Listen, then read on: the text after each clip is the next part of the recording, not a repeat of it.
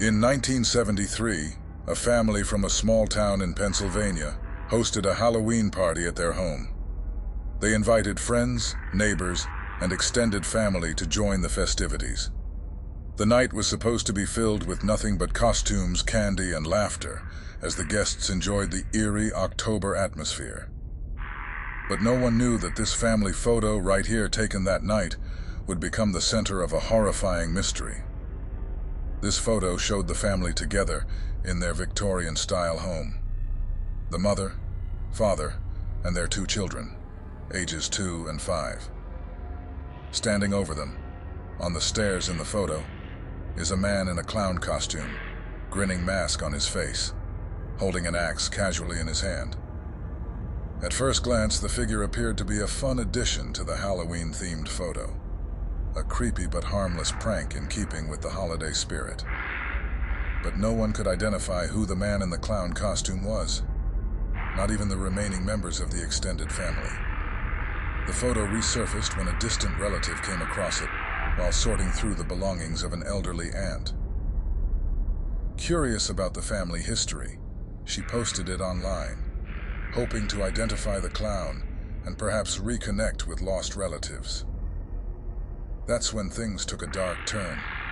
Several locals came forward, recognizing the family and recalling a gruesome event that had happened shortly after that Halloween night.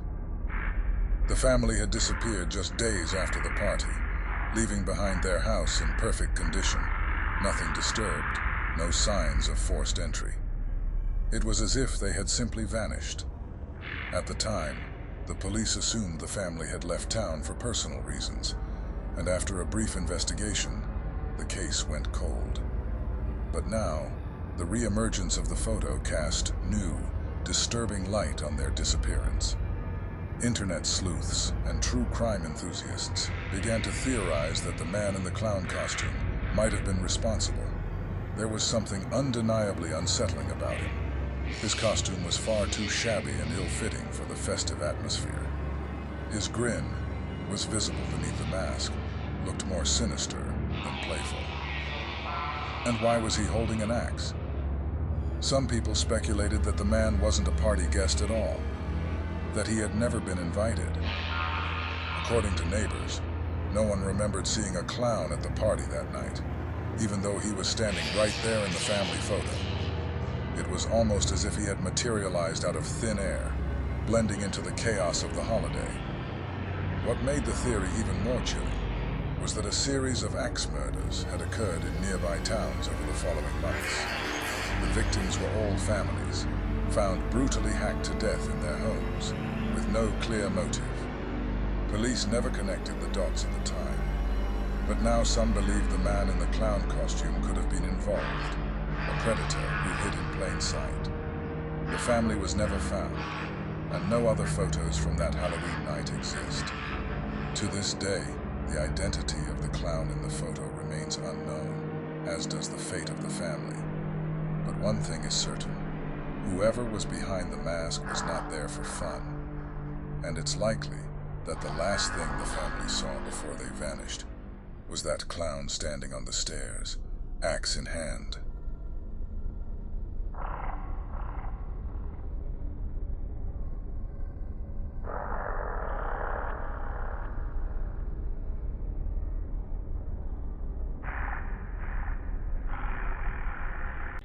It was my niece Emily's 6th birthday, and her mom had gone all out for the party.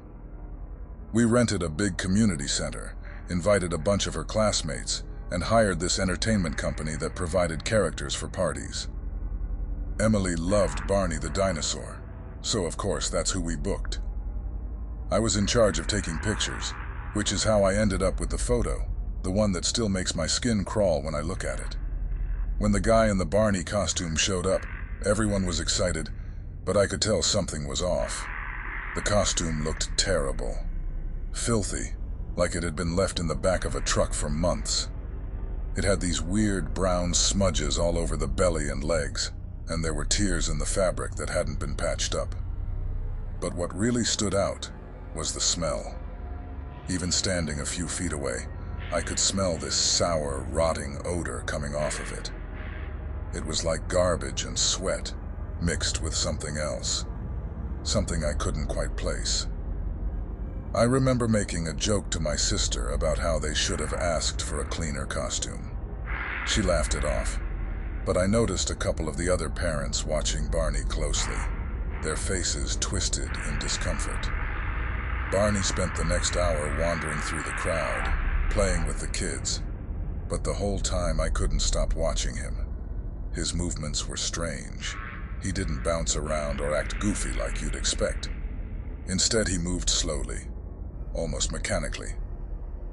Every time he leaned down to hug a child, I noticed he'd pause for a few seconds longer than necessary, his arms wrapped just a little too tight. Then there was the way he looked at the kids. His eyes were supposed to be these harmless round circles on the mask, but they felt like they were staring right at you, through you even. I took a bunch of pictures that day, but there's one that makes my stomach drop every time I see it.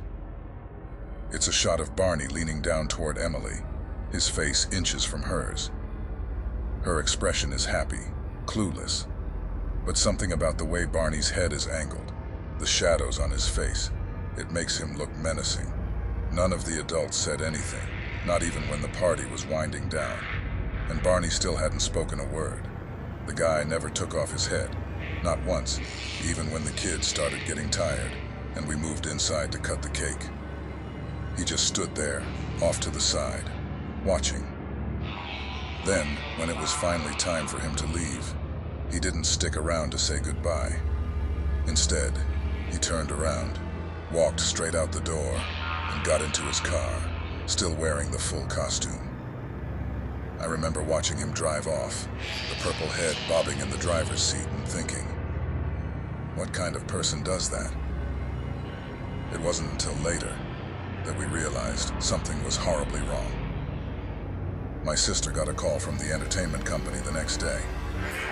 They wanted to apologize, saying their performer had been in a car accident on his way to the party.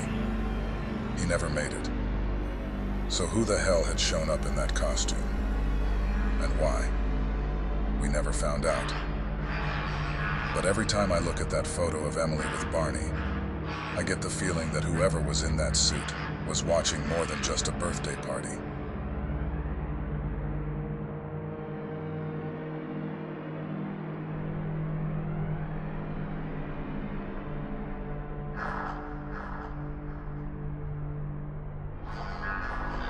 In 1992, when the Tucker family from northern Maine took a picture that still haunts everyone who's seen it.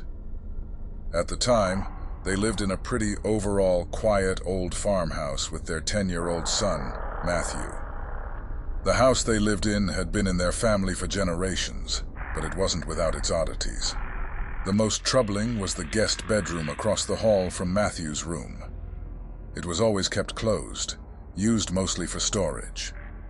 But something about that door bothered Matthew. Every time he opened his bedroom door, the guest room door across from him would slowly creak open, just a crack. At first, his parents didn't believe him. They assumed it was a game or a trick of the old house's creaky floorboards and settling foundation. But Matthew insisted. He swore that he never touched the door, that it would open on its own, seemingly in response to him opening his own door. It happened over and over, almost every night. One evening, frustrated with Matthew's claims, his father decided to prove it was just in his imagination. Armed with an old film camera, he set up a plan. That night, they'd take a picture the moment Matthew opened his door, just to see what would happen. If the door to the guest room opened, they'd have proof. If it didn't, well, they'd finally have some peace of mind. The father held his position in the upstairs hallway. Matthew, visibly nervous, stood at the door to his room. His father stood ready with the camera, finger on the button, while his mother watched from the end of the hall. Matthew slowly turned the knob and opened his bedroom door. As soon as it swung open, the guest room door creaked. Matthew's father snapped the picture. That was the last night anyone saw Matthew Tucker. The next morning, his parents found his bedroom empty. The guest room door was wide open. There were no signs of a struggle, no indication that Matthew had left the house. He simply disappeared. The police were called, and a full investigation followed, but no leads ever materialized. The only evidence left behind was that photograph. When the film was developed, Matthew's father froze. The photo showed exactly what they'd expected. Matthew standing in his doorway, his eyes wide and fearful, and the guest room door behind him slightly ajar. But there was something else in the picture, something no one had noticed at the time. In the guest room door was what looked to be a dark mass further back into the room. The parents were confused, thinking it was just a trick of the light, but still horrified that their son was still missing. They had been standing right there, just feet away, and saw nothing. But the camera captured something. Maybe something that was in that room. The police dismissed the photo as a trick of the light or a distortion in the film. But the Tuckers knew better. Matthew had tried to tell them something was wrong with that door, with that room. And now, he was gone. To this day, Matthew Tucker remains missing. The farmhouse was abandoned not long after, and no one has lived there since. But this photo right here still exists.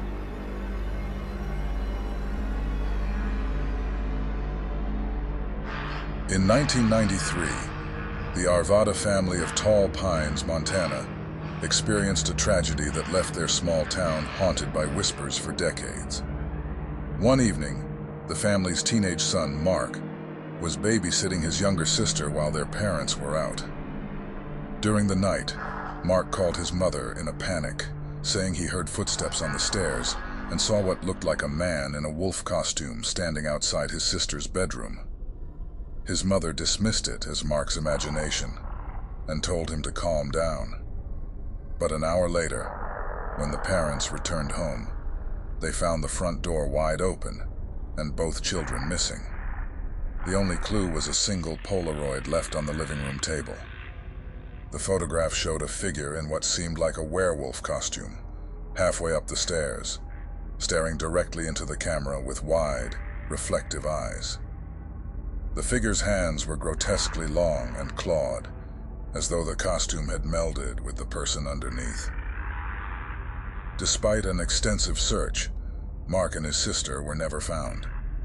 The local sheriff's department investigated every angle, but no suspects emerged. There were no signs of forced entry, and no witnesses claimed to have seen anything unusual that night. Years later, the case resurfaced when a true crime journalist uncovered disturbing information. The house the Arvada family had moved into was once owned by a man named Walter Bronson, a convicted sex offender who had died in prison in the 1970s. Bronson had been notorious for dressing in animal costumes to lure his victims, believing that if they couldn't see him as human, they wouldn't recognize him later. Though his death should have ended his reign of terror, some believed Bronson had an accomplice who took on his twisted legacy after his death. The journalist tracked down Bronson's last living relative, who revealed that Walter had been obsessed with lycanthropy and believed he could become the predator he dreamed of. Chillingly, the relative also showed the journalist a collection of old photos, one of which depicted a man in the same grotesque werewolf costume, climbing stairs eerily similar to those in the Arvada family's home. To this day, the whereabouts of Mark and his sister remain unknown, and the identity of the figure in the Polaroid is still a mystery. However, locals in Tall Pines claim that strange howling sounds can be heard at night near the woods by the Arvada house, and some swear they've seen a man in a wolf costume watching from the tree line.